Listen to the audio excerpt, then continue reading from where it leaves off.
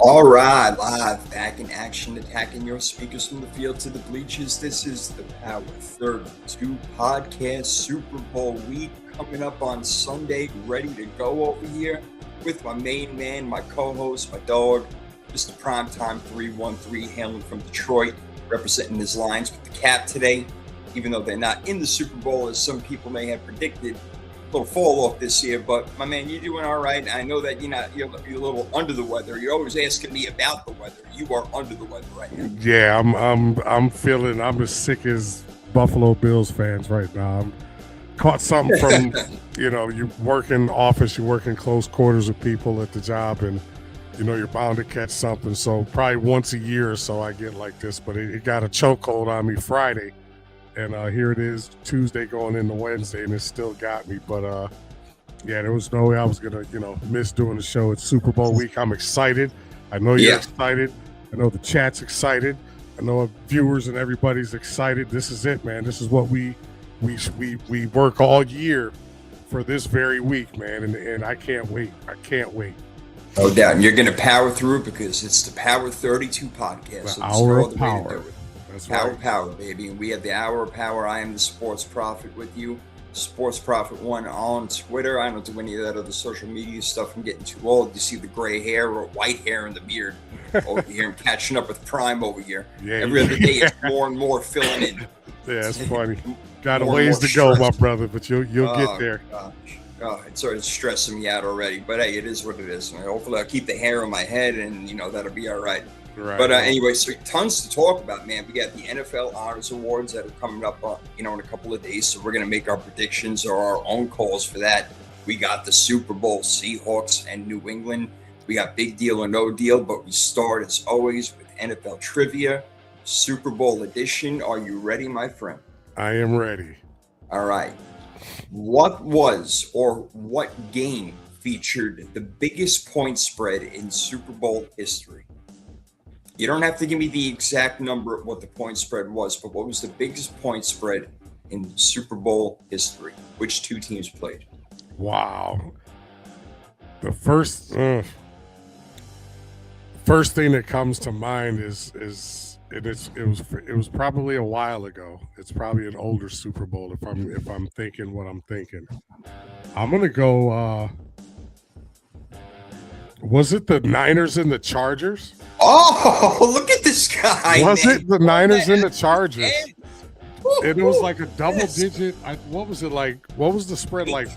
16 and a half points. 18 That's crazy. And a half points. Let me tell you, I'm not even 14 years old yet, and I'm in junior high school, and I bet this guy, I laid the 18 and a half points, and I'm like, you can have it. They actually cover.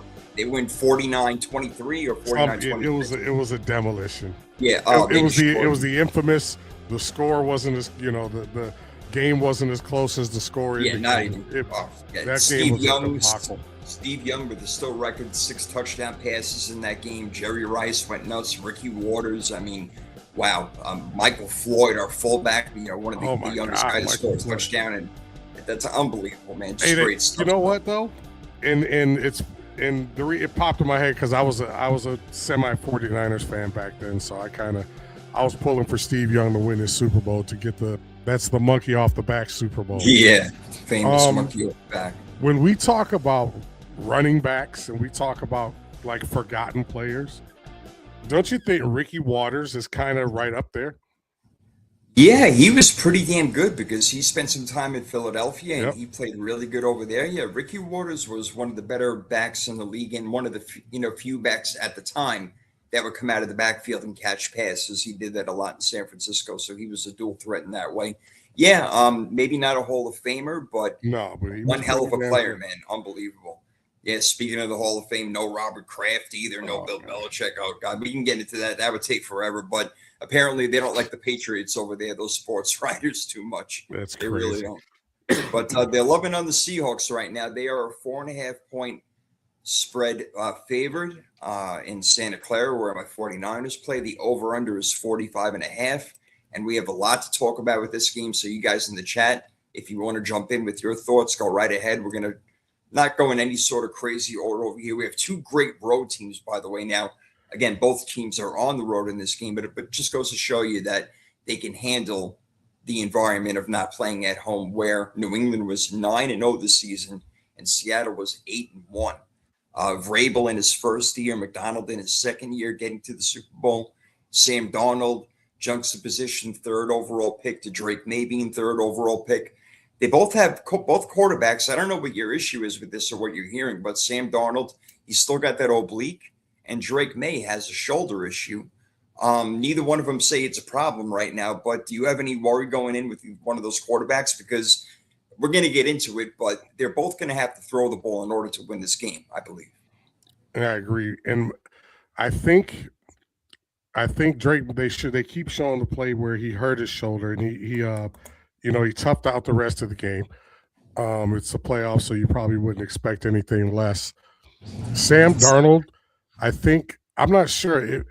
An oblique is kind of, that's like your side, to where you got, there's a lot of torque. And I think the shoulder, I think you can kind of ice that up, shoot it up, and you may be good. But anybody who's ever had like a rib injury or an oblique injury will tell you that it's not always as easy as taking some pills or taking a shot.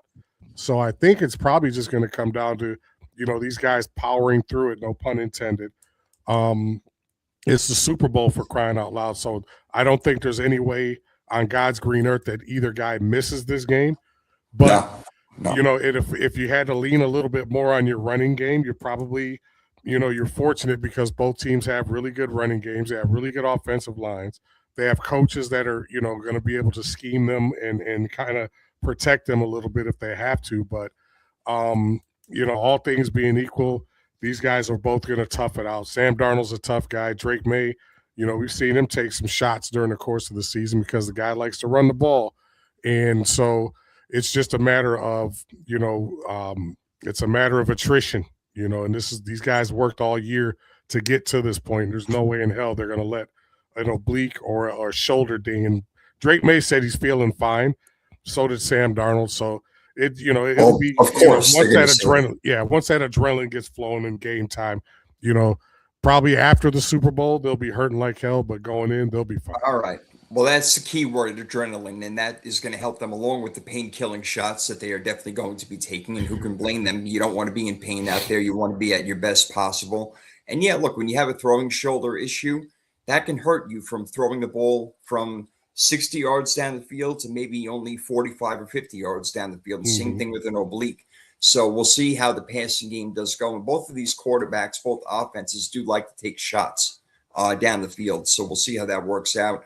Again, so much to go over in this game. Seattle, it's amazing how things work out. Maybe we do have the two best teams in football. Seattle was number one in point differential, and the Patriots were second during the season.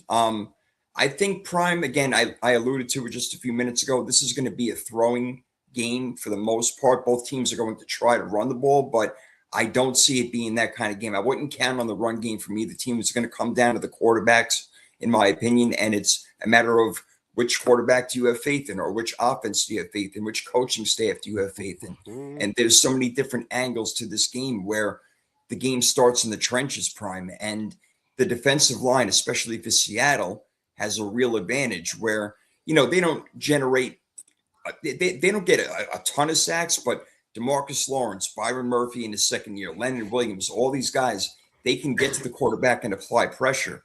So if you're the Patriots and he's got that shoulder issue, you might want to try to throw some screen passes early on in the game to throw the defense off a little bit. Yeah, I think when you have because I think it's a tale of two totally different defenses where Seattle's defense likes to fly around. They're very, they're very, to me, they're not as talented as like the Ravens or the old Legion of Boom, but the philosophy is still there. And it's like you get 11 guys to the football. They're disruptors. Leonard Williams and all those guys that you mentioned, they don't get a lot of sacks, but they're very disruptive. They're very athletic. They're very well coached. They're very sound in their gaps and where they're supposed to be. Seattle is the swarm, and the Patriots defense is kind of like the hive where everybody does their job. They don't get too far out of themselves, and everybody schematically is where they're supposed to be. But getting back to your point about the offense, the Patriots offensive line and screen passes and stuff like that, you and I both know from watching football as long as we have that one way to slow down a very aggressive defensive line is to run a lot of screens and draws. I can see that happening, like you say, especially with the injury to Drake May. But it's going to be very interesting to see how Mike Vrabel and his crew scheme up against this Seattle defensive line, because I think this might be the best defensive line. Well, we know this will be the best team that they've faced all year, but undoubtedly I think this might be the best defense that they've faced all year. So this is where Mike Vrabel and his team are going to be up, all week, probably not getting any sleep, trying to figure out how the hell to slow them down. This is where Josh McDaniels comes in, and that's why he was brought over, to get this far and to do this kind of job and to be the offensive coordinator and to be the awesome offensive coordinator he has been throughout the entire year. You give him 2 weeks to prepare for any team, and I like Josh McDaniels' chances for them to score points. I know Seattle's got an excellent defense, and they only have to rush 4 guys, which allows them to drop back 7. Mm-hmm. They rarely blitz. But Drake May, he doesn't turn the ball over. He's had a really good year. What are his numbers Drake made this year? I had him in front of me. He threw for over 4,000 yards, 31 touchdowns, 8 interceptions this year, and led the league in completion percentage with 71.9, I think it was. So, but all in all, he still takes those chances. But yeah, in order to slow down that pass rush, do some screen plays. You hope the run game works. But again, I really think it's going to come down to these quarterbacks. And I kind of have a little more faith in Drake May to maybe get the job done with his feet, in addition to his arm as well. But the playmakers, it seems like, is really on Seattle's side. And Sam Darnold has had a transformation this postseason. He's playing confident.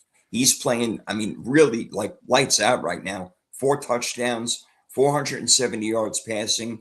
3 of those touchdowns came in the NFC Championship game against the Rams. So Seattle is playing with nothing but confidence and momentum, with what we talk about all the time. Yeah. And that's why they're the favorite going in. 4.5 points. That's pretty significant. Yeah, but you also have to look too, going back to New England a little bit. Drake May has been sacked 15 times in the playoffs.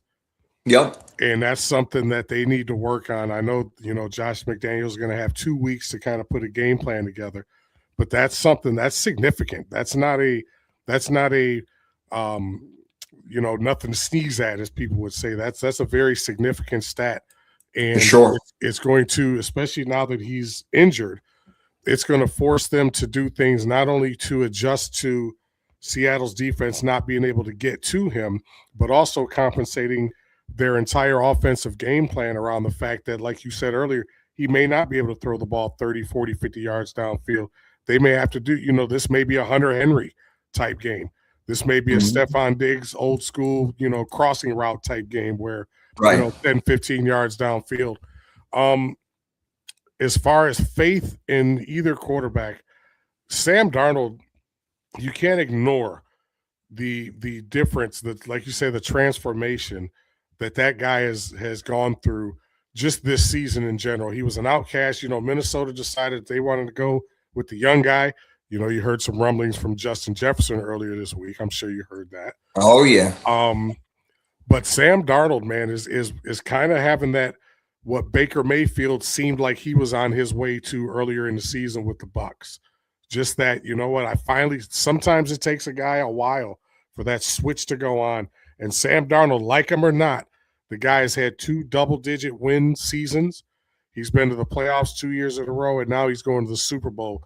And there's a lot of people sitting around now shaking their heads and got a lot of crow to eat because Sam Darnold's in the Super Bowl, considering how many people have written him off all season long. They still weren't believers. And now here he is in the Super Bowl. Yeah.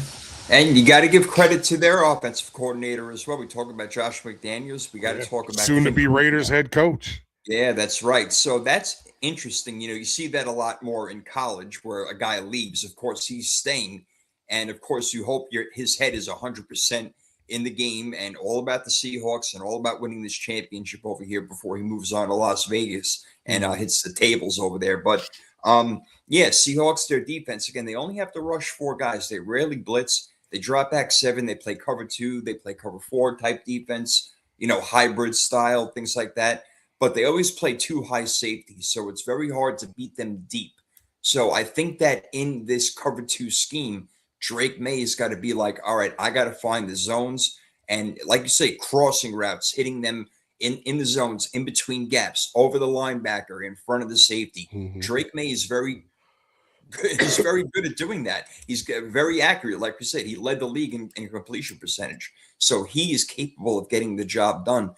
And a lot of people are talking about Seattle, them dominating this game. Not a lot of people are giving New England a chance. And while I think that Seattle probably is the better team, New England is here, man, and they deserve to be here. And yeah, maybe they had a little bit of luck going into it, but you don't go to the Super Bowl with all luck. I don't want to hear that. And a lot of teams that have been to the Super Bowl have had easy schedules, and I know they have as well. But Prime, they're here. They're ready to go, and they have a really good defense. They have a really good coach. They have really good special teams, which is another interesting point.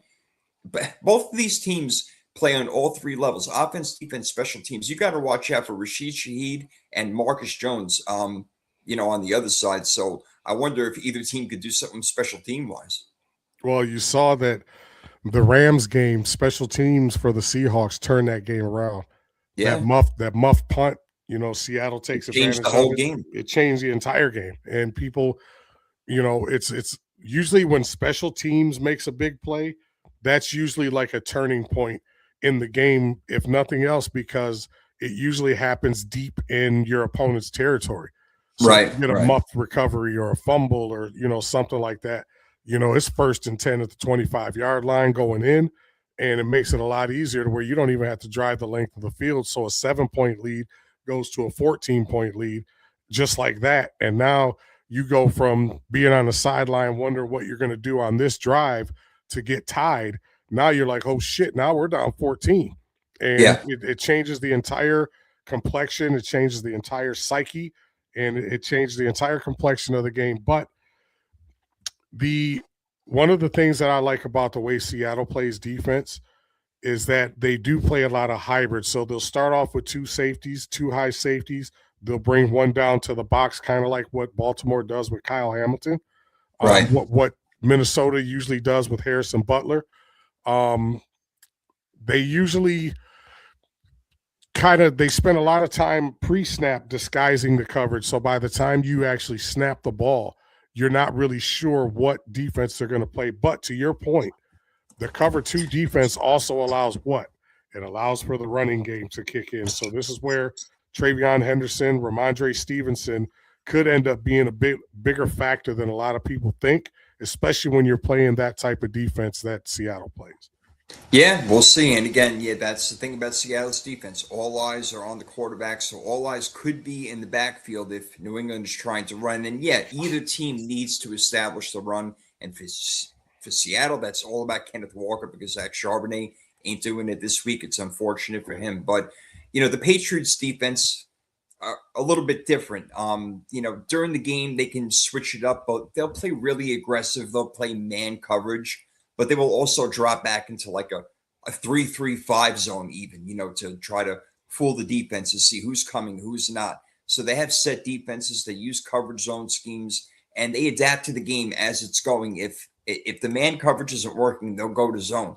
And they will do that throughout the game to try to fool the defense. What is so smart about Clint Kubiak, obviously, is that he sends guys in motion all the time. So he's finding out if the defense is playing man or playing zone right away. And that gives Sam Darnold the option of 2 plays that he can call at the line. So that's another reason why Seattle is so good, Clint Kubiak making those decisions. But again, Sam Darnold, I believe that he has to play a hell of a game. And I do think that New England could get to him. Again, Seattle's offensive line, we're talking about New England's offensive line not being that good. Seattle's O-line is mediocre also. And while New England doesn't get a ton of sacks, they can get to the quarterback as well. You got what's a Christian Barmore can get to him. Milton Williams, he can wreak a lot of havoc on an offense. So these are good players over here. What does McNiner have to say about the Super Bowl over here? The thing about the Super Bowl is the halftime is the mid and the commercials aren't what they were in the 90s. Yeah, they really weren't. You're right about that. I can't stand the commercials, whatever. That's cool. I mean, that's fine. But halftime is so damn long, it really is a pain in the ass. If it's not a good halftime show, then you're like, oh my God, 45 minutes of my life just went by. What the hell happened? Well, usually halftime for me is reserved for, kind of resupplying the snacks, Yeah. refilling the drink, letting the dog out, kind of making a couple of phone calls, say, hey, man, are you watching what's going on? It's very rare, especially over the last decade or so, that I've actually taken the time to watch the Super Bowl halftime show. And as far as the commercials, some of the commercials over the last few years have been pretty good, but yeah, I think Niner hits it on the head. It's not what, we probably sound like a bunch of old guys, but it's not what it used to be. So It not the used to be Clydesdales playing football in the or snow anymore. or the Budweiser Yeah, frogs, things frogs. like Yeah. that. It's but there's still some decent ones. There's still some funny ones. There was a couple of really good ones last year. But the main thing, man, is how much these people are paying for these ads. I It's know. It's crazy. astronomical, man. You're right. I'm in the wrong All that business. money. Oh my, yeah, you ain't kidding, man. Jeez, unreal. But yeah, special teams could, Marcus Jones or Shaheed could be an X factor in this game. We talked about that, and I think that again, that coaching really matters. I think this game is going to be really close. I don't think I see a blowout coming in this game necessarily. So I think that the coaching, and you have two really good ones in Mike McDonald and Mike Vrabel. So they're going to have to make some hard choices. Whether it be fourth down, kicking a field goal, kick, whether you want to punt or kick it off to Rashid Shaheed or not. Maybe they should stay away from the entire game. That can cause problems. We bring the ball out to the 40. So yeah, that definitely plays a part in it. Where the ball's going to be in the field. I want to do a little more likely to in this game with you. So just a few things to maybe get us going and see where we may lie in this game as we get closer to making our prediction. Who's more likely to throw an interception in this game? Well, everybody's been waiting for Sam Darnold to do it, throughout the playoffs. I'm gonna say Drake May. Yeah, I'm gonna say Drake May just because. Is that more because Seattle's defense or because of Drake May himself? It's the shoulder. I think there could be, one where he's got to put a lot of mustard on it. He does it maybe going across the middle to Stephon Diggs or Hunter Henry gets tipped. I'm not saying he's going to just, throw it right to a guy, but I can see like a tip ball or something like that. And, I can see him probably, they both might, but if the more likely would, in my opinion, would be Drake May. All right. No doubt. I want to give a shout out to D Lucas real quick. Just subscribe to our channel. We appreciate it. We appreciate you watching. I think probably for that reason, and because Seattle's defense is so damn good and they swarm to the ball, they make it hard for you to make catches. I would say probably Seattle would be more likely to get a turnover, but wouldn't be shocked if New England got one. Wouldn't be shocked if either team had turnovers in this game. So, the defense is that good. We'll see. Yeah, shout out to D Lucas real quick. I met him on TikTok. We kind of been going back and forth, so he told me to come in and check out the show as we welcome Real Savage to the show. What up, Del? What up, Del? Real Savage in the house. Yeah, getting ready for the Pro Bowl games tonight. Yeah, I'm actually glancing over. They had the flag football, it was the boys and girls flag football things going on right now on ESPN. I'd rather watch the boys and the girls play than these idiots. And here's Mr. Lucas. Salute to you too, man. Saluting us. We love it. We appreciate it, man. No doubt. What's going on? All right. So who we got here? All right. More likely to throw for 300 yards, Darnold or May? Oh, that's easy. That's Sam Darnold. That's easy. Yeah. All right. He'll probably, and 250 of those will go to JSN. Yeah, that's not even. To me, that's not even close. All right, so more likely Sam Darnold to go for 300 yards in this game. I would probably tend to agree with you. I think that New England likes to keep the, little more short passes, even though, again, they will take chances. They absolutely do. Mention it before, and Drake May is deadly accurate with that. But, yeah, maybe Sam Darnold. When you got JSN over there, that's a big deal. What about who's more likely to throw for multiple touchdowns? Not just one, but two or three. I think they both could, but since both isn't an answer, again, I'm going to go with Sam Darnold. It'll probably Drake may because I think he's got two options out of the backfield where Sam Darnold's options out of the backfield. Kenneth Walker is a decent receiver out of the backfield, but he's not something that I would have to game plan for. Not like it's Christian McCaffrey or something like that. But I do think that, and it's kind of leading, as we get closer to our prediction, I think Sam Darnold can, he's shown it all playoffs, man, that he can get it done. And I do believe that they have just a little bit more offensive firepower, a few more big play options. And so I'm going to go with Sam Darnold. All right, no doubt. And yeah, talking to Mr. Lucas over here, who do we think is going to be MVP? Yeah, we're going to reveal that, and probably within the next, 5 minutes or so. We're getting pretty close to that, my man. Hey, Lucas, you mean Super Bowl MVP or league MVP? Because we're going to probably Super Bowl MVP. We'll get to that. We'll get to both of those. So we'll get to both of those. Could have been the same guy, but the Rams lost. Too bad. Seattle is in. Unfortunate. But all right. Who is more likely to rush for more yards, whether it be Kenneth Walker or even the combination of Ramondre Stevenson and TreVeyon Henderson? I think I'm going to give that edge to New England simply because it is a two-headed monster.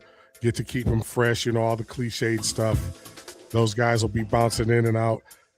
This is where not having Zach Charbonnet, I think, could hurt the Seahawks. And this is going to put more pressure on Sam Darnold to throw the ball, which is why I alluded to him throwing for more yards and multiple touchdowns, because he doesn't have that two-headed monster that New England has. And if TreVeyon Henderson can go back to what he was around mid-season or so, where he had those 3 or 4 really, really good games and started to kind of break out of his shell, it could be tough sledding for that very aggressive Seattle defense, who's a little bit light in the ass. All things considered, they're not the biggest guys, but they are physical. But I would give the running edge to the New England Patriots. You see, the running and the throwing for like the multiple touchdowns or 300 yards or whatever, it kind of goes hand in hand with me, because again, I don't think it's going to be a big running game for either team. Mm-hmm. So I think that Drake may have the advantage in throwing for multiple touchdowns, because I don't see them scoring on the ground. I think it's good, even if it's from the 1 yard line. Seattle is too tough of a defense. I don't think they're going to allow a rushing touchdown. Wow. So New England will have to do it from the air if that be the case. So I think that I might go that way in that equation. But all right. Well, I don't think we have to go more likely to get 100 yards receiving, whether it be JSN or Stephon Diggs. JSN, how many yards do you think he's going to have in this game? I mean, I'm going like, dude. I'm going like a minimum 120. Minimum. Yeah, that's why I'm right there. I'm at $120. I mean, we don't. Yeah. I don't think we're looking at record breaking, yardage, but if anybody, the guy had 1,793 yards this season. So if anybody's capable of doing that, it's him. But yeah, I'd give him like $120. I love this. As Savage says, JSN's going to baptize them, bro. I love it. Chat, forgive me. I'm a little bit under the weather. So if I sound stuffy and congested and cough every now and then, just forgive me. You're making it through. You're doing all right. You're pushing through all right, my man. You're powering through a Power 30 podcast does, baby. You're doing it.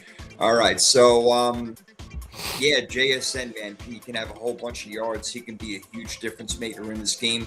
And what do you do as far as covering him? Do you double him? Do you try to have Christian Gonzalez follow him and play more man coverage? Because JSN moves all over the place. He goes in motion. He plays in the slot. He plays the X. He plays the flank. He plays every position as far as a wide receiver can. So what would you do if you're the defensive coordinator, you're Mike Macdonald, defensive head coach? What are you going to do to guard him? Are you going to double team, or are you going to put your best corner on? No, that best corner, and I like Christian Gonzalez, but Christian Gonzalez is not that good to where he can one-on-one shut down JSN. Who is? He can do that, in that division where, Buffalo, Khalil Shakir, and, he can get away with that maybe even with Tyreek Hill or Jalen Waddle. And the Jets, Garrett Wilson when his head's in the game. But I think JSN is like next level. JSN is right up there right now, and I'm going to just say it. He's up there with the Justin Jeffersons and the Jamar Chases and all those guys, and I don't even think it's an argument.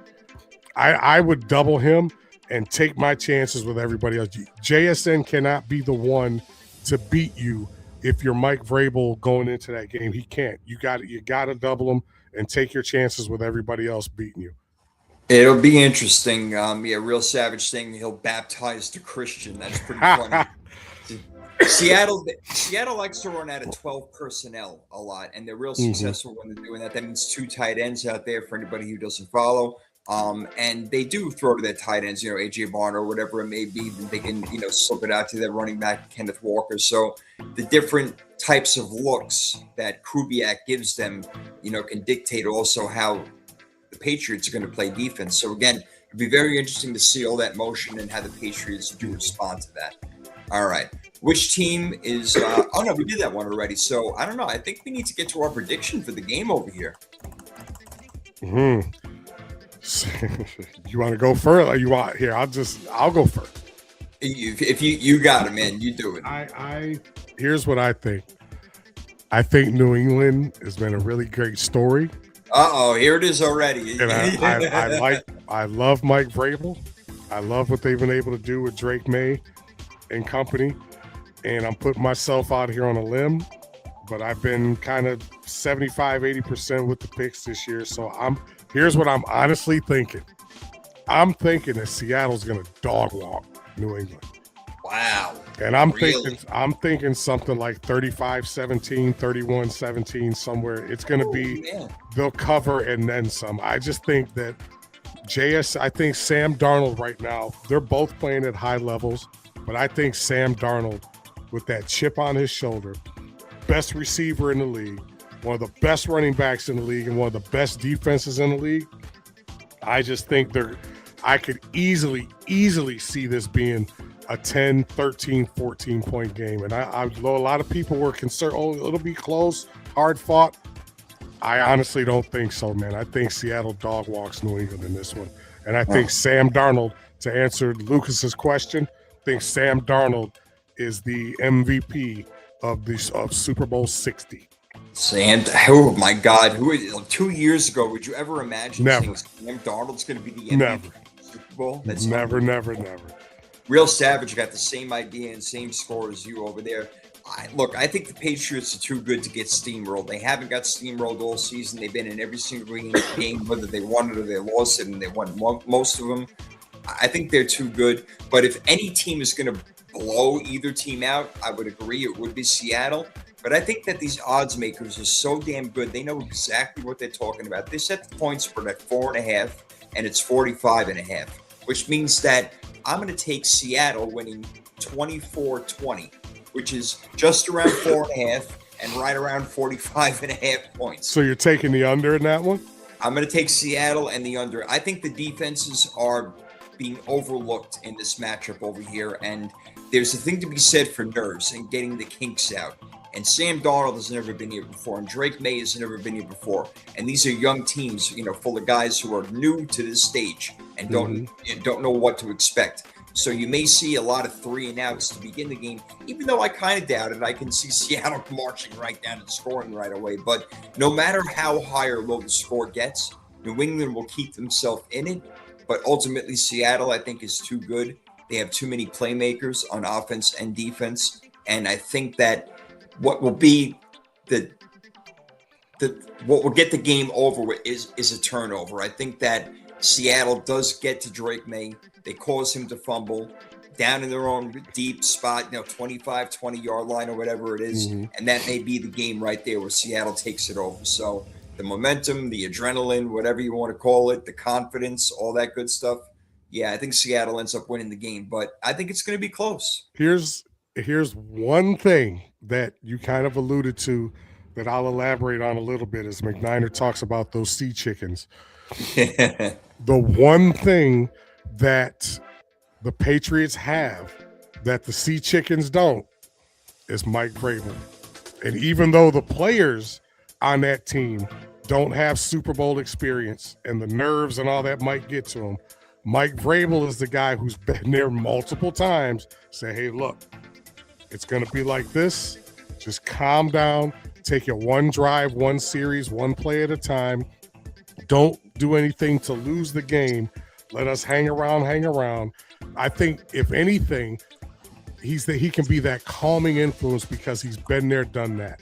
But as far as on the field physically, I see it being double digits. I could be wrong, but I've been thinking about this for 2 weeks. And it's like I don't. We're almost there. We're almost there. Well, look again. I like Seattle too. I think the game would be closer, but I think JSN gets the MVP over here. He is so damn good. Yeah, most of the yards are going to go to him that Sam Darnold is going to throw. I see him going for maybe $143, and he can. I know he's going to score 1 touchdown. He may get in twice. That's how good JSN is because nobody can cover him. And when you're smart, like Ken Kubiak is, you throw the ball to your best players. So my advice to you guys out there, I don't know what it is right now. It's probably somewhere around like 7.5. Bet the over on catches for JSN because they are going. They're going to him, all right. I'm telling you. So, I think the last I saw was like 6.5 or something, 6 or something like that. But I would take the over in that one. They're going to him early and often. That's your player right there. That's your best guy. Seattle has other weapons on offense. They still got Cooper Kupp. Say what you want, but the guy can still play. Rashid Shaheed. They roll with AJ Barner. They bring in Arroyo in those 2 tight end sets. So they're a pretty good team. And as far as defensively, I mean, again, you just got to watch out for that front four, DeMarcus Lawrence and Byron Murphy. And then you got other guys like on the back end, like Ernest Jones, who's really good, and Witherspoon, Julian Witherspoon, Julian Emignori, all these guys. But don't forget about the Patriots, who up front can do a couple of things with Harold Landry. Spillane is going to come back in this game. You got Christian Barmore. I mentioned Milton. Is he back in this? Is he playing? Yeah, he's going to come back. I heard Spillane's going to come back in this game. They got a pretty good secondary as well. Carlton Davis, no slouch. I know he's been on a few teams here and there, but settled in, found a home with the Patriots. We talked about Christian Gonzalez. We talked about Marcus Jones, who may do something on special teams. Look, New England has still got a really good team, really well coached, and they got here for a reason. I know that they haven't looked spectacular on offense, but I think their defense is what's going to keep them close in this game. I just wouldn't underestimate the power of New England's defense and the power of their coaching. And then also on the other side, Josh McDaniels, you give him 2 weeks to prepare. They're going to find ways to move the ball. New England is not going to be going 3 and out, 3 and out, 3 and out, 3 and out. That's not going to happen. They're going to move the ball. So don't be surprised if you got a real close game at halftime and New England is making noise. I agree up to a certain point because when I look back on the Super Bowls that Josh McDaniels has been a coordinator of, it's not like the Patriots put up, 28, 30, 35 points in those games. Fair. So I always thought that Josh McDaniels was a little bit overrated as an offensive coordinator. I mean, it's easy to be great when you have Tom Brady. But I'll give him his props. But at the same time, I think from an explosive play standpoint, New England is very button-up, suit and tie. Everybody knows their responsibilities and roles, and we're going to do our jobs, and we do it well. We're a very good fundamental team. But when you get a team that just has that explosiveness, and here, let me ask you this. Do you even bother kicking the ball to Shaheed? Do you take that chance? Because even if he doesn't score, even if he just gets you consistently to the 40, 45, 50-yard line on a couple of punts or kicks here and there, with that offense, and they only got to go half a field, that game could get away from New England early. Yeah, who is it? Bryce Behringer is their punter. New England, I think it is. So he's going to have to do he's going to have to do one hell of a job in this game. And you want to stay away from him on kick returns as well. Kick it in the end zone, bring him out to the 35. But do you want to do that? Do you want to almost cut the field in half right away for such a potent offense? That's where coaching comes in. Yeah. Mike Vrabel's got to make these decisions and figure out, what? Is my special teams good enough? Is my kick coverage good enough? Or are they going to come down and they're going to tackle this guy? Or do I have to make a really high short punt? Do I have to try to angle it toward out of bounds? And if punters try to do that sometimes, they muff the punt and it only goes 15, 20 yards. So all these dynamics that can come into the game, I think special teams does play a big part in it. And there will be something on special teams that will happen in this game that'll change the momentum or the confidence of the team, as we always try to use those words. Let me ask you this question. How big of a factor, McNiner, you probably know this pretty well too, how big of a factor will the power plant be? Power plant. I just had to put the, how they're saying all the injuries for the Niners were caused by the power plant that's right next to the stadium. And I'm just, whatever, man. Come on. Oh, yeah, they got mutations going on over there. It's going to be the new X-Men. Oh, Jesus. All right, so we both like Seattle. But you like them big. All right, so you like them big. All right. I do. I do. All right, we'll talk a little bit more about the game as we go along with the show, but we got to do a little big deal, no deal right now. Big deal, no deal, sponsored by the Power 32 podcast. This is the segment of the show where I pose several different scenarios to the Prophet, and he tells us whether they are a big deal or no deal. And we kind of alluded to the first one a little bit earlier. As Lucas says, I believe turnovers and special teams will dictate the outcome. The defense that scores a TD will win. That's an interesting take. I can see that. Not necessarily a pick six, but like you say, something deep in somebody's territory. I could see something like that. And Tom Brady was on Colin Cowherd today, and he even said that, it usually comes down to something like that. Some special teams, like you said, Prophet, is going to play a part in this game. Whether it's a touchdown or whether it's field position or whatever, special teams is going to have a lot to do with this game. McNiner chiming in over here. Patriots are the home team, so they'll have the mutants. But they're going to need them. They're going to need as many superpowers as they can possibly get to win this game because Seattle is probably the better overall team. But again, I don't think we're seeing a blowout over here. All right, so what do we got? Big deal, no deal. Where are we at? Well, first of all, let's go into the Robert Kraft, Bill Belichick not making the Hall of Fame on the first try. So the rationale was that there was only a certain number of slots. And so L.C. Greenwood and Roger Craig, who I thought was already in the Hall of Fame. Yeah. So they made room for a couple other. That's their rationale on the outside, saying, well, Kraft and Belichick will have other opportunities to get in, but we wanted to get these guys in that probably won't have another shot. I'm not buying that at all. I'm thinking there's some, ill will going back to Spygate and Deflategate. But do you think it's a big deal that those guys didn't get in? And what does that say about Tom Brady's chances of getting in on the first try? Yeah, these NFL writers and voters, they get together and they talk to each other. And, they say, look, do me a favor, vote my guy in this year, and I'll take care of your guy next year. Those things happen behind the scenes quite often, so I wouldn't be shocked if any of that happened. I'm not as bummed about Robert Kraft. I'm not bummed about either one because I don't really care, to be honest with you. But Bill Belichick, of course, should be in. But there is a side to me that says, you cheated, you got caught for not just once, but twice. So maybe you should pay some sort of a penalty. I don't have as big a problem with it as others do. Yes, he is the most winning coach of all time when it comes to Super Bowls, 6 of them. He's second in wins to Don Shula. He's one of the best coaches ever. There's no question about it. And yes, he should be in and he will get in. But just like steroids in baseball or something like that, you get punished for things, and I don't know why Terrell Owens got punished for just hating the media and having a bad thing with them, but it took him 3 years.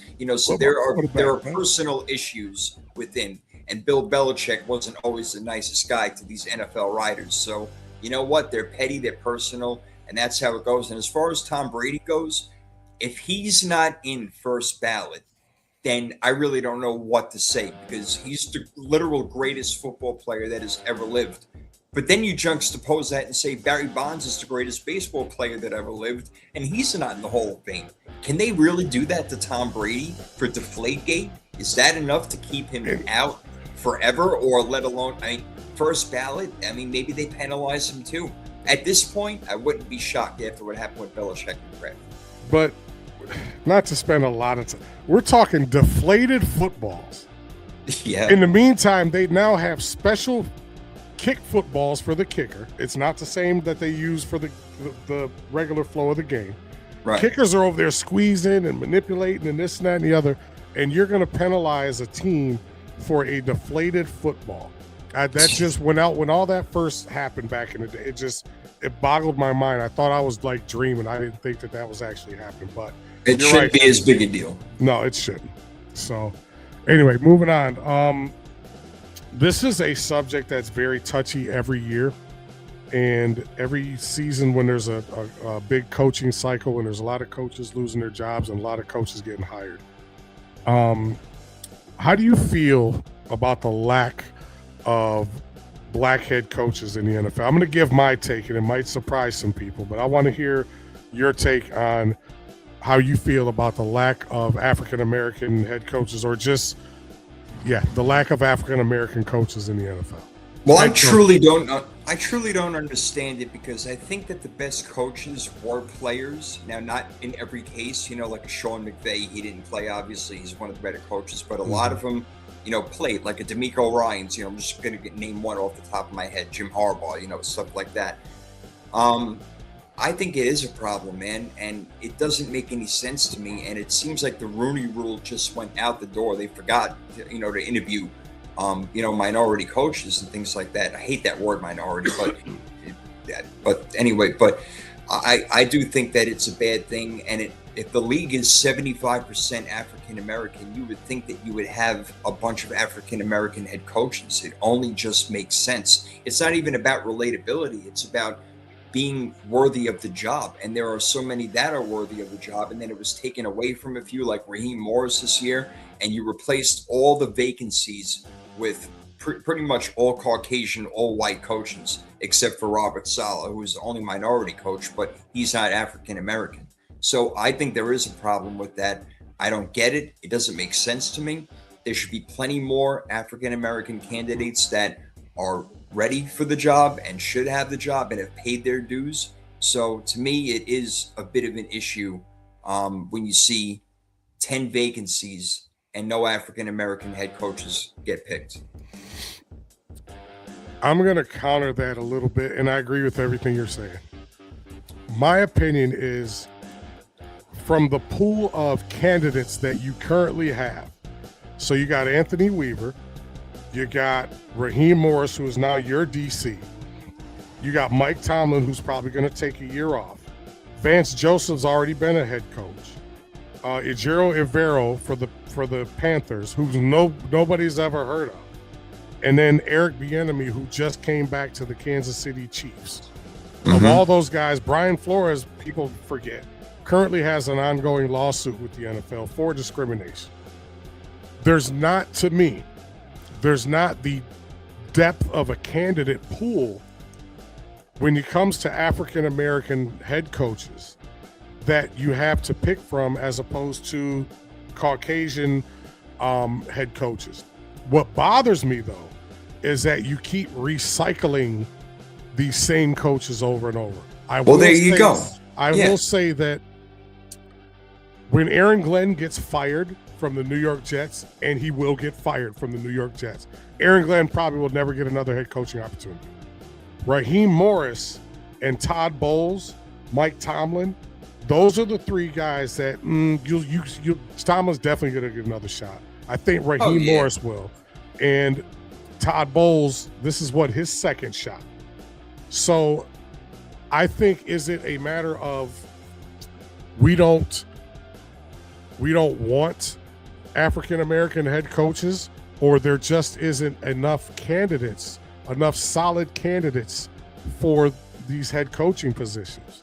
And there aren't enough solid candidates because they haven't been put in positions to be in the next position to get the head coaching job. You see so many of these offensive and defensive coordinators are white. And that's how it happens. The succession of going to be a head coach is when you are one of the more successful OCs or DCs in the league, you get promoted to being a head coach in one of the 7 to 8 to 10 vacancies that we have every year in the head coaching position. So, it seems like they're just handpicking as opposed to interviewing.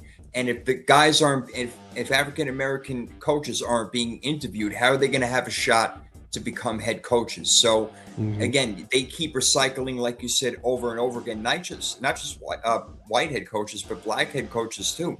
They need to reach, for more and see who else is out there and be surprised. When you get like a Mike Tomlin, who was a defensive guy from Minnesota, who nobody thought was going to be a head coach, comes along and does an amazing job and never has a losing season.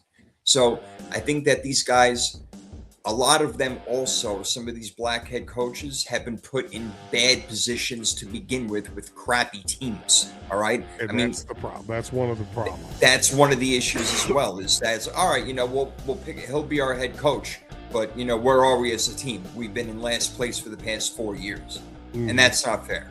And And I'll piggyback off of that, and we'll make this the end of Big Deal or No Deal. I just want to get your thoughts. So, for all the people who say, the lack of diversity, and just a lack of diversity overall in coaching, period, and it's like this across sports leagues, but at what, because in my opinion, it'll never be 50-50. Ever, ever, ever, ever be 50-50. So nowhere near it. Out of the 32 NFL head coaching positions, what percentage would appease people to where we could stop having these conversations about the lack of African? Would it be 10? Would it be 10 coaches out of the 32? Would it be 8 out of the 32? Would it be 12 out of the 32? Because it's never going to be 16 and 16. It's never, ever, ever going to be that. And it's sad to say, but I just feel that it's not. So what percentage do you think, how many head coaches, in order for us to be able to stop having these uncomfortable conversations sometimes, to where everybody be like, okay, 8 is cool, 10 is cool, 11 is cool, and now we're quote unquote satisfied? See, I hate to put a number on it because it's about feeling satisfied. But I think everybody feels different about what would be satisfied. Mm-hmm. Is it a third? Is it half? Is it, like you said, maybe just 10 coaches, 8 coaches?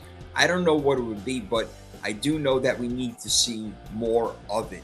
We just need to see more black head coaches in the league because they know what they're doing. And again, a lot of them played, which goes to show you that they know what they're doing off and on the field. Mm-hmm. They've spent time on the sidelines, but they need to be promoted more quickly within the organization, so they're given a chance to show what they can do.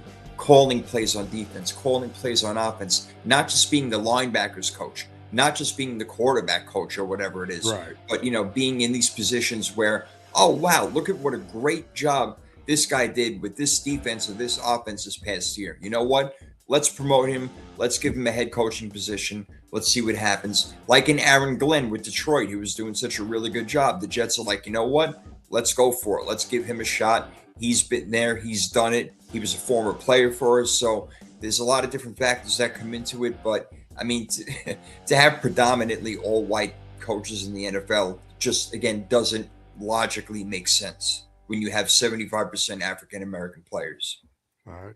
That's a Big Deal or No Deal Super Bowl edition, ladies and gentlemen. Thanks for playing Prophet. Good stuff as always. Good questions as always, my friend. I appreciate it. I love getting into it, and I love not knowing what you're going to ask me. It makes it even more fun, more better. I love it. It's a beautiful thing. So that is Big Deal or No Deal. We'll continue that even into the off season, but we're still in season, and we have awards to give out. They're doing that in a couple of days, but we're going to get ahead of it, Prime. So are you ready to start with the MVP of the National Football League? Well, you already know my MVP, so yes, I'm definitely ready.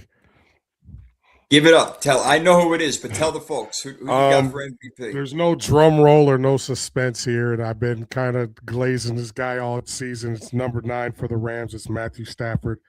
The 46 touchdowns, 8 interceptions. He had a 109.2, rating, 4,700 yards at his age, where he started the season with a bad back, and a lot of people didn't even know if he was going to play the entire season.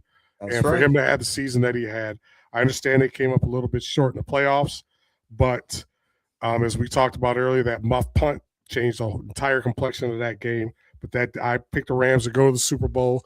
I picked Matthew Stafford to be the MVP, and I'm going to roll with that.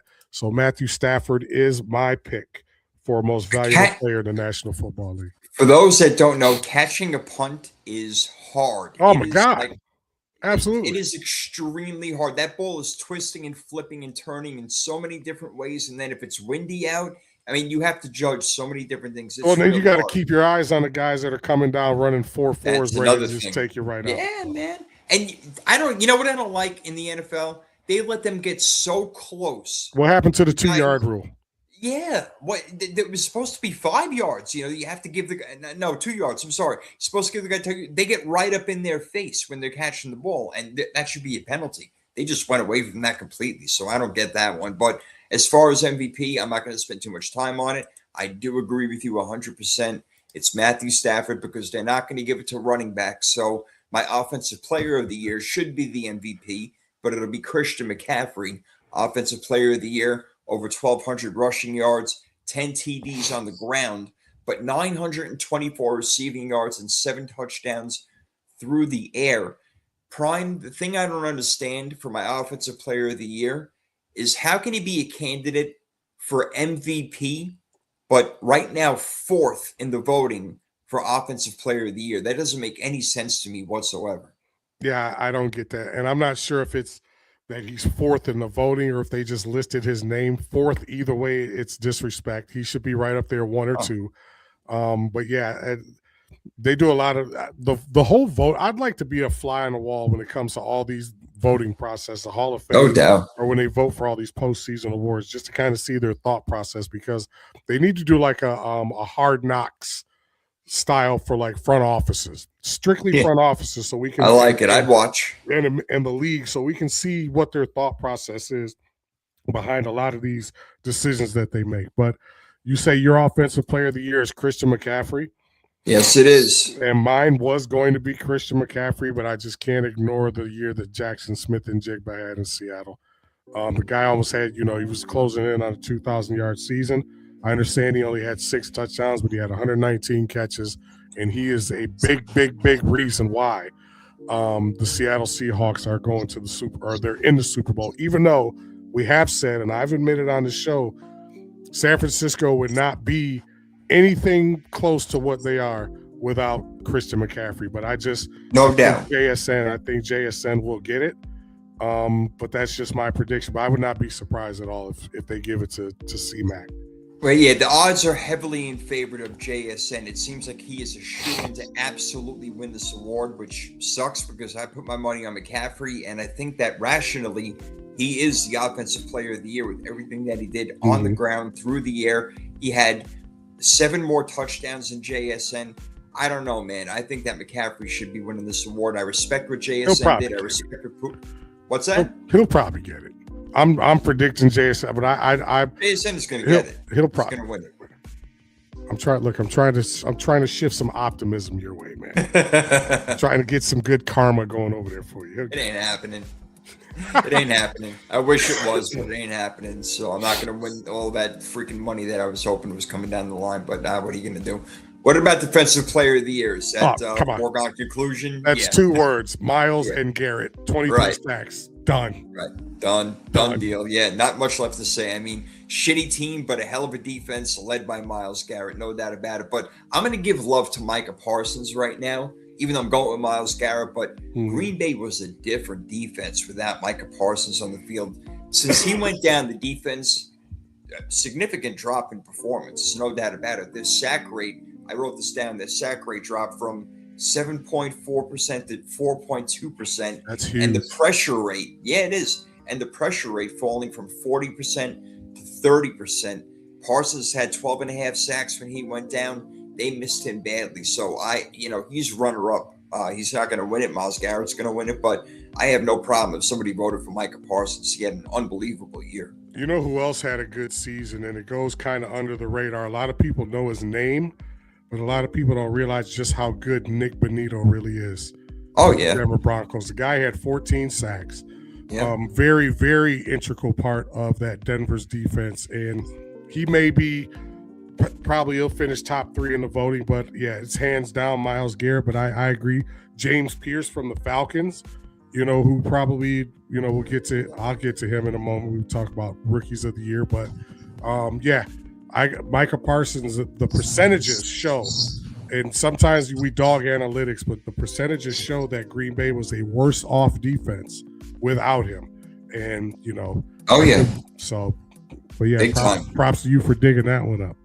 Yeah, that's war above, wins above replacement or whatever it is. All right, as far as rookie of the year, offensive rookie of the year, I went with Ted McMillan kind of by default, but he had a good season. 70 receptions. He had just over 1,000 yards. He had 7 touchdowns, but 14.5 yards average per reception. Yeah, so, there were some other guys out there that I considered, but I went with Ted McMillan overall. He did help them get first place in that division, and say what you will, they went to the playoffs, whatever. But without him, they probably don't get there. He had a really big year. So we joked a little bit earlier about saying out loud, Sam Darnold's in the Super Bowl and could be the MVP. you say out loud that Carolina Panthers actually won that division and finished in first place in that division is crazy. But I I'm a big receiver guy. I don't like these little 5'8" little scurry guys that run around and yeah, they're fast and they give me a Calvin Johnson. Give me a Larry, give me a guy 6'3", 6'4", 6'5" that can just do the damn thing. And Ted McMillan for all the, for playing with Bryce Young, to have the season that he had in his rookie season is pretty phenomenal. He's my offensive rookie of the year as well. Close second to me was Emeka Egbuka, just shy of 1,000 yards, and he carried Tampa Bay's offense while Bucky Irving, Mike Evans, and Chris Godwin were all hurt. He pretty much carried them on his back. So props to Emeka, even though he's a Buckeye, I got to still give him his props. Yeah, he just kind of fell off toward late mid to end of the season. He was a little hurt too, though. He was a little he was banged. That whole team was banged up. Who knows what could have been. They started out really hot, the Tampa Bay Buccaneers, and then injuries plagued them. Baker stopped loving football, apparently. I don't know what went on with that. That's interesting. His name may come up in a little bit, actually. Let's go to Defensive Rookie of the Year. Who'd you go with that one? Well, I had James Pierce initially. For the Atlanta Falcons. He had 10.5 sacks, and he ended up being, because I wanted the Lions to pick him, but they chose not to go along with Aiden Hutchinson. But I started reading some stat lines, and something that jumps out to you: 156 tackles, 2.5 sacks, and 2 interceptions. Carson Schwarzenegger from the Browns absolutely just turned himself into not only one of the top rookie linebackers in the league, but one of the top linebackers in the league, period. That young man has a hell of a future, and the fact that he's playing along with Myles Garrett and then Mason Graham, they form that little triangle right there. If they stay together, that could be something good for the next 3-4 years. But 156 tackles in your rookie season, he seemed to grasp Jim Schwartz's defense very well, and Jim Schwartz kind of just threw him out there and said, "Look, Rook, you're going to sink or swim." And he swam, and he had a hell of a season. So, no doubt, Schwarzenegger from the Browns is my defensive rookie of the year. And that's who will probably win it. You went over the numbers, and they're huge, and he was amazing. Again, that Cleveland Browns defense was a terror all year long. They had a couple of bad games here and there, but he was a big reason why they were there. I have an affinity for safeties. I love safeties. I loved playing the position, whether it be regular football or in the street with the boys and everything like that. Nick Emenwari, he was my second. Amazing. He had 81 total tackles, 9 for a loss, 2.5 sacks. He had a pick.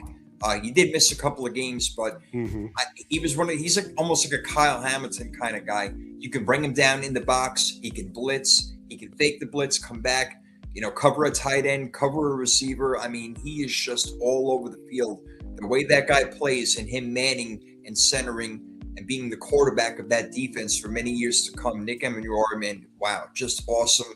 And a lot of teams missed out on him, and so I'm going to go with him. But I do like your pick a lot. He's probably going to end up winning it, Schwarzenegger. But Nick Emenwari, man, just unbelievable. And I agree. I'm kind of like you too. I love safeties.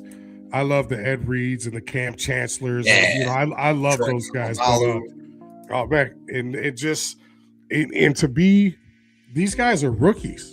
And like you say, to be the quarterbacks of their respective defenses and their coaching staffs having, is it staves or staves? Because from a music standpoint, more than one staff is a stave. Anyway. Oh, look at you. Not a stove. No, it's not staffs. But anyway, for them to have that much faith in these rookies to say, hey, man, you're going to be the QB of our defense. We're going to put you in some very important positions and in situations that you're going to have to go out there and make the best of it. I think that goes a lot to coaching. Mike McDonald being a very good defensive coach. Jim Schwartz, we all know the pedigree that he has, on defense. So, but yeah, I'm very proud of Nick, and I'm surprised. You're right. There's a lot of teams sitting right now wishing they had that third leg so they can kick themselves in the ass for not taking it. I love it. Excellent. All right. Yeah. All right. That brings us to Coach of the Year. Right. I went back and forth on this one. I picked Liam Cohen at the beginning of the year, and part of me is sticking with that, but I thought about it. And come on, a team that went from 5-12 to 11-6. Come on. I'm not going to say Ben Come on. Johnson. Ben Johnson. That's my pick.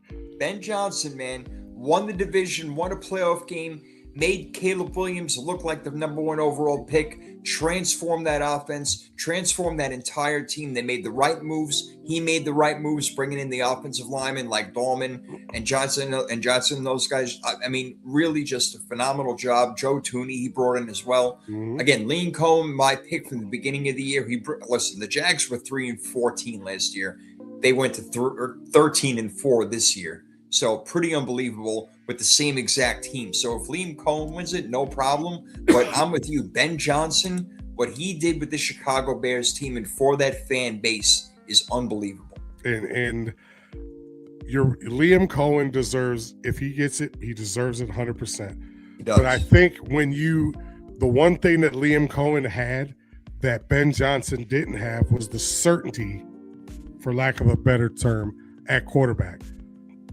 You couldn't tell me going into the season that you thought that Caleb Williams was a better quarterback than Trevor Lawrence. So, but it's hard to see. Trevor Lawrence, people were down on, though. I don't mean to right, but in theory, though, we were like, all right, what's he going to be? And Liam Cohen didn't get the best out of him. Right, but in theory, he was still a better quarterback than you would rank him higher. And everybody was oh my God, what's Caleb Williams going to do? And we said it on this show about how scary we thought the Bears were going to be. And Ben Johnson took that team, and not only just from a record standpoint, but the attitude of that team. Ben Johnson's showing a side of himself that we didn't see when he was here in Detroit. You're right. Fiery dude. He is a in your face. He's brash, which I love. He's a little bit cocky, which I love. Demanding. He's demanding. He gets the most of his players, but he gets the most out of his players. But the most important thing is that in his very first year, his players bought in to what he was selling. Right. And we said earlier in this season, if Caleb Williams was 80% of the quarterback that everybody thought he was going to be, the Bears are going to be dangerous. And here we are, and I'm 100% on board with Ben Johnson getting Coach of the Year. If Liam Cohen or Mike Vrabel get it, maybe even Sean Payton, I guess you can go there. Yeah. Mike McDonald. But I'm Mike Shanahan. My sentiment, Mike, yeah. Kyle Shanahan. Kyle Shanahan. And but for my money, I'm picking Ben Johnson, man. Yeah, I'm with you on that, bro. All right, very interesting. With you on that one. All right, let me ask you a question. Who's the quarterback you want to sack most? Aaron Rodgers. It is. I knew it. Aaron Rodgers. I knew it was Rodgers. Aaron Rodgers. It's either Rodgers or Baker Mayfield. One of those two is the way you want to sack. Is that for you, Baker Mayfield or Aaron Rodgers? No, it'd probably be Aaron Rodgers for me also, man. I think that everybody wants to sack Aaron Rodgers. Just a even at his old blind age. Jim Burt up the gut on Joe Montana. Is that Leonard Marshall coming around here? I hate Aaron Rodgers. Everybody knows that. Aaron Rodgers or Patrick Mahomes. And the reason why I say Patrick Mahomes is because I get so sick of it being 3rd and 9. And he's just and then he runs right and he holds on. It's like son, we almost had you, son of a. But that's why I put Josh Allen on the list too. I thought about him being a quarterback you want to sack the most. Really? Like, stop running, you big freaking ape that you are. Yeah. Josh Allen, freaking tremendous. Yeah, man. When I saw you when you sent me that question or said that was going to be something you were going to put, who popped in my head right away. Yeah. Just blindside, the whole I can't stand that guy. But let's do best uniforms in the league. I wrote down a few teams over here. I like the Ravens uniforms, especially when they go all black. I love that.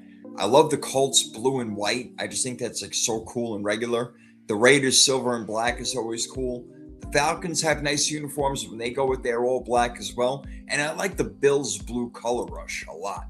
I like their uniforms as well. I don't know what uniforms do you like in the NFL? Like, don't tell me it's Seattle because Seattle reminds me of like the Oregon Ducks. And they are. It's all Phil Knight money, man. It really is, man. They just got all these crazy looking freaking uniforms. Man. It makes you dizzy. It's like looking at one of those crazy pictures that you can't see until you stare at it for 10 minutes and then a boat pops out. Right. It's so hard to look at. I picked the Ravens, one. I like the Giants dark blue with the gray pants, the home unis. I just love them when they got the new NY helmet, especially at Yep. night. And I'm a little biased here. I also love the Detroit Lions black and blue uniforms, the black pants and shirt I with don't the like those. but They the look weird to me. but the helmet is what sets it off. The helmet Yeah, is what it's sets black the whole helmet. uniform with the line. It's just sweet as hell. But yeah, I'm with you on the Falcons. I like Philly when they go with the black uniforms, the black Yeah, and green. But yeah, my number one is the Baltimore Ravens. Just that black and purple is just it's sweet sick. as hell. Yeah, I got them up there as number one, probably also. Gotta love it, man. Worst uniforms, man. Oh, We can go with a lot of teams here. I think the Dolphins, the Jets, the whoa, Browns, whoa. Bengals. Yeah, The Dolphins? the Dolphins uniforms are miserable, man. They're terrible. Aqua, turquoise, whatever. Wow, I does think that you might be scare the you? first person I've ever heard in my life that said I'm not a huge fan of them, but Dolphins uniforms are gross, man. I don't like those uniforms at all. Yeah, like it. I don't know. I don't like light blue uniforms. Like the Titans have like light blue, and they. So you don't like the Chargers powder blue? Oh my God, the Chargers and the Rams are probably 1 and 2. The yellow and disgusting yellow running with that ugly blue mesh together. They have 2 of the worst uniforms in football, man. Wow. I like the Chargers dark navy blue, Yes. whatever that is. Like Yes. those are sharp uniforms, but they're wearing that the powder blue is not the same powder blue as it was, when they were wearing that color rush powder blue. It ain't the same, man. They don't look good anymore. You know who else? And I sorry, they're gonna take my Giants card. But you know who else has some really crispy uniforms? Uh-oh. The The Dallas Cowboys. Yeah. The dark Cowboys. blue jerseys with the silver Those are nice. Those are nice. especially on night games when it's just. But okay, I can't elaborate on it too long. Yeah, Hopefully you better nobody not heard be me. careful. But my pick for the worst, I have 3. I have the Green Bay Packers. That yellow Definitely. helmet is just disgusting to me. Definitely, Packers are up there. The Pittsburgh Steelers, when they wear those bumblebee stripes, oh my God, they're just disgusting. Yeah, it's like, why are you doing that? Dude, And then stop. the number one perennial of all time, it's not the creamsicle Tampa Bay Buccaneers. It's those ugly ass Cleveland Brown uniforms. They have to be. They are disgustingly ugly. They need to change. They need to change now. Yeah, it looks like these uniforms are just drugged through the mud before they were put on their. They don't even have a logo on their freaking helmet, man. They can't That's afford lazy. it, man. That's lazy. No, they gave all their money to job. Myles Garrett. Maybe he can hire a graphics artist to redo the uniforms. Yeah, They're right. Absolutely horrible. Absolutely horrible. What about biggest surprise of the season? A couple of candidates. I'll run by you how bad the Ravens and Chiefs were not making the playoffs. The Bears going from worst to first. The Lions not making the playoffs, or even the Seahawks playing in the Super Bowl against the Patriots. I don't know. What was one of your biggest surprises? I think the Seahawks probably was the biggest. I don't think anybody expected the Seahawks to go to the Super Bowl, even if they thought Sam Darnold could duplicate what he did last year with the Vikings from a play standpoint. I don't think anybody thought Seattle. I know we didn't pick them on this show. Hell no. As far as a pleasant surprise, another pleasant surprise was the Bears. We talked about them a little bit earlier. Sure. As far as disappointment surprises, if there is such a thing, it's got to be the Ravens and the Chiefs. The Chiefs probably not so much because we kind of saw this collapse coming, but the Ravens pretty much had everybody else. I mean, Lamar Jackson missed a couple games, but they started off the season horribly before Lamar got hurt. And I think that's probably in my opinion, the biggest surprise disappointment of the season was the fact that, we thought mid-season they kind of got a little bit of traction, and then the wheels fell off the last couple weeks, and right. But yeah, I think the Baltimore Ravens, man, that was and then it culminates in John Harbaugh getting fired. So we'll see going into next year, man. There's going to be a lot of question marks going around the AFC North next year.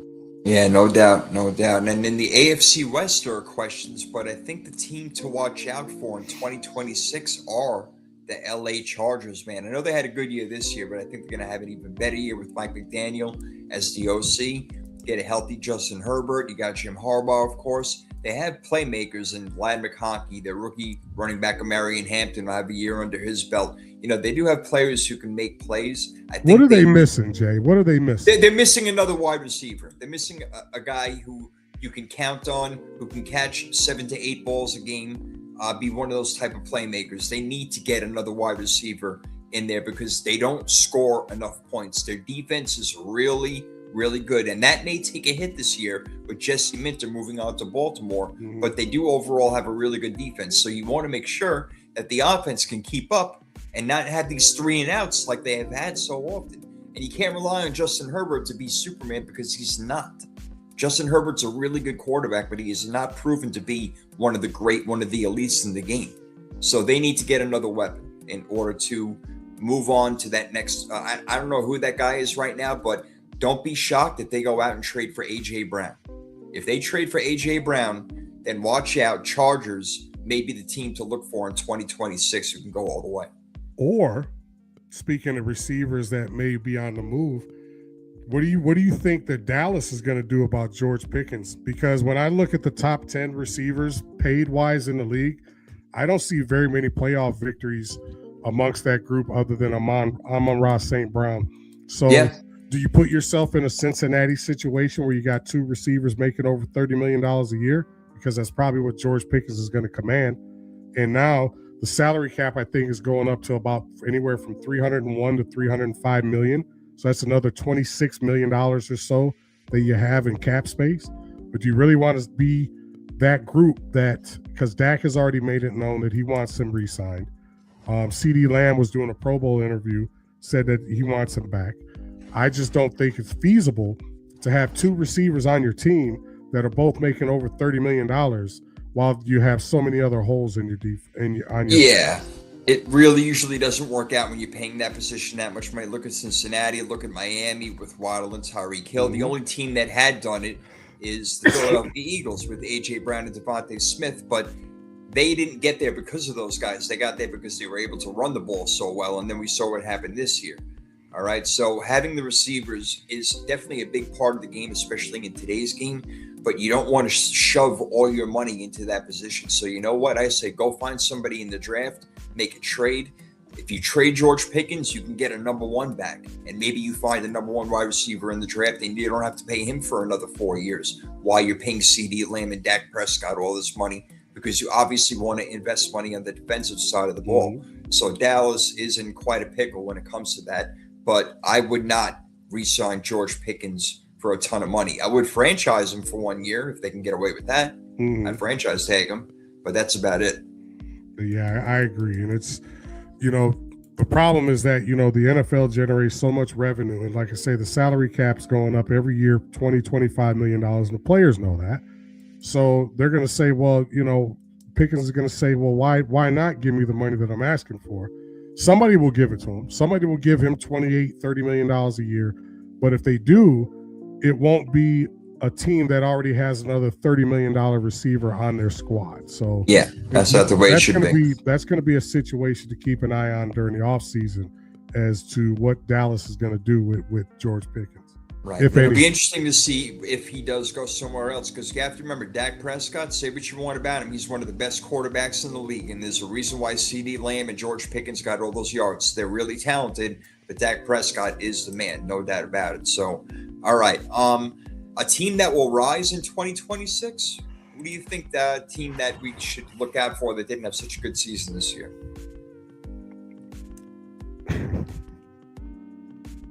I know where you're going. The New York Football Giants. New York Football Giants. And you know what? I'll get it out of the way. I agree with you. Go ahead. Tell us why. Oh, by the way, they hired Matt Nagy as their offensive coordinator. Yeah, so okay, I'm not, I'm lukewarm on that, but he's a good OC. Coach Patrick Mahomes for a while, so that's it's pretty good. Hopefully, he'll be able to take some of what Patrick and Andy taught him and take that to New York. I'm just hoping. I'm more worried about their offense than their defense, man. We need somebody aside Malik Neighbors. We need hopefully, Tyrone Tracy, decent running back. Scatterbo is going to come back, but I'm very optimistic. I'm not optimistic. I'm anxious to see what Harbaugh, just from a coaching standpoint and a culture setting standpoint, Right. is able to do, turning the Giants around. So if we can get 8-9 wins, we don't even necessarily have to make the playoffs. If the Giants can get 8-9 wins and just show some sort of improvement and stop blowing double-digit leads in the fourth quarter, late in the games and stuff like that, which I think Harbaugh will eliminate a lot of that, I'll be happy. And then we can go into 2027 maybe with some playoff aspirations. No doubt. All right. A team that will fall in 2026. I'm going to surprise you right now. The Steelers are the obvious answer because we don't know what's going to happen at quarterback. But I think that the New England Patriots are going to have a much tougher year next year with that number 1 seed overall schedule, first place schedule. It's going to be a much harder run for them. I'm not saying they're a fluke at all. I am not saying that. Did you write down the same thing? I absolutely did. Wow, look at that. I absolutely did. They probably can't see it because of the glare, but yeah, I absolutely wrote. Go ahead, I'm sorry. No, great minds think alike right there. I think it's New England because now people are going to be like, all right, we really have to prepare for them. This is not a cakewalk anymore. This is not some rookie quarterback. He knows what he's doing, all right? And they don't have the household names out there that, can get you over the hump, make these big plays on offense, this, that, and the other thing. Now, they've done a great job all season. Can they do it again, being the hunted now? They're no longer the hunters. Now they're the hunted. All right, let's see what they can do. So I think that New England, then I'm not saying they're going to be bad or anything like that, but I'm looking more at like a 9-win season as opposed to what they went 13 this year. Yeah, well, plus their schedules, they're not going to have the easiest schedule in the exactly. league. They're playing a first place schedule. Right. So there's I wrote them. I wrote the Bears trending up, but I agree with when we talked about the Giants. The Bears continue to trend up, and then I wrote down the New England Patriots primarily because of the harder schedule. But yeah, everybody's going to catch up with Drake May. These coordinators are smart. Yeah, they got film on you now. They know what they know what you like to do. Mike Vrabel's going to stick with what works. So it's not like they're going to come back next season and be just a totally different team.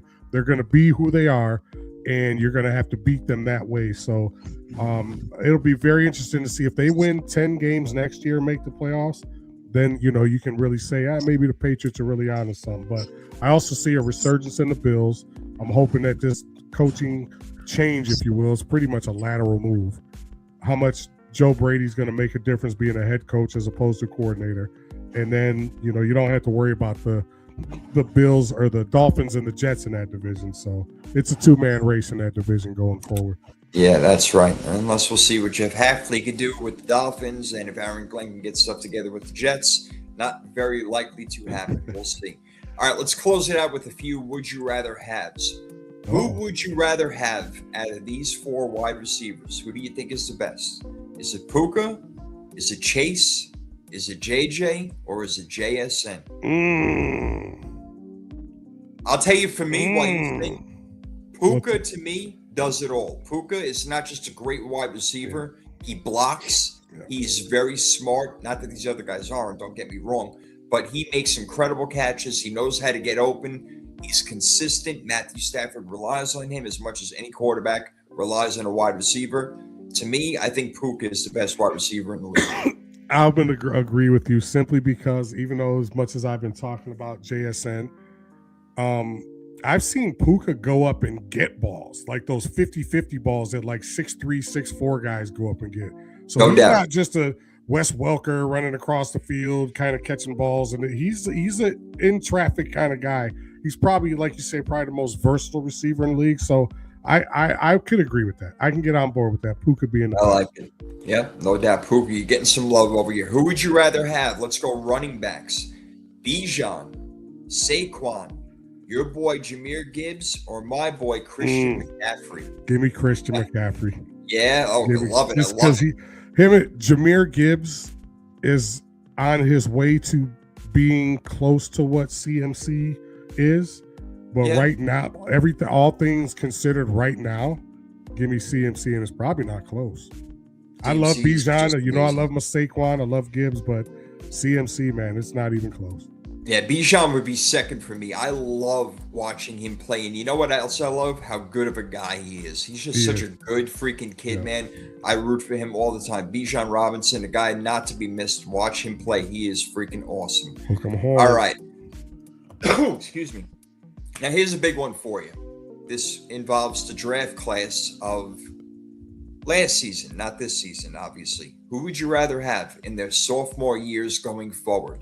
Drake May, Jaden Daniels, Caleb Williams, or Bo Nix? I'm not going to say J.J. McCarthy or Michael Penix. So May, Daniels, Caleb Williams, or Bo Nix. Who do you have the most faith in going forward in their NFL careers? Oh, man, that's a good one. It's a tough one because they're all pretty damn good in their own right. If Caleb Williams took the jump that he took from last year to this year, and then if he takes a similar jump from this year to next year, the sky's the limit for that guy, man. People don't realize it. I think out of his first 1,000 attempts, he's only thrown like 8 interceptions. It's incredible. He doesn't turn the ball over. A lot of people, I don't know where they get this perception that he's a turnover. He's not. So going forward, I love Bo Nix, but I mean, just from a year-to-year standpoint, as far as what we've seen drastically, give me Caleb Williams. Plus the coach, he's under the tutelage of Ben Johnson. There you go. All right, I like that. Caleb Williams is a great answer right there. Bo Nix, I like, but I wouldn't put him in that category. Caleb Williams, really athletic, got a gunslinger arm. I like him over Jaden Daniels. To me, Jaden Daniels, he's got a lot of physical growing to do. He needs to bulk up big time. I think I would go Caleb Williams, Drake May, Jaden Daniels, then Bo Nix. I think Caleb Williams has put himself second in that position right now, especially with the coaching that he's got. So, yeah, that's interesting, man. Interesting. But we got the NFL awards in. We got our Super Bowl picks. Your final prediction for the score and the MVP for the Super Bowl is? 31-17 Seattle, Sam Darnold MVP. And I have Seattle winning in a much closer game, 24-20, with JSN being the MVP, getting 143 yards and scoring twice for Seattle. But I do think it'll be a close game. Good defense, good special teams. Again, coaching is going to be absolutely key in this game.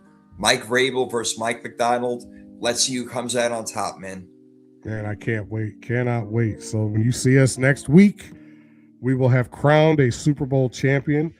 And Super Bowl 60. Then we move into the dreaded NFL offseason. Yep. Oh my Hey, God. We'll have a lot to talk about for a while as Absolutely. players start, moving around. Then, the NFL draft will be coming up. So they're going to keep us fresh with things to talk about for a while in the offseason. So we're here for it. We'll be here every Tuesday night, 7 o'clock Eastern time. The Power 32 podcast, rolling with you, Prime and The Pophet, doing it every single week, man. So I hope you guys enjoyed. We appreciate it. McNine or Savage, all you guys out there in the chat, thank you very much. We love doing the show. We'll be back to do it again next week, Prime. Yes, sir. Peace. All right, everybody. Peace. Have a good one.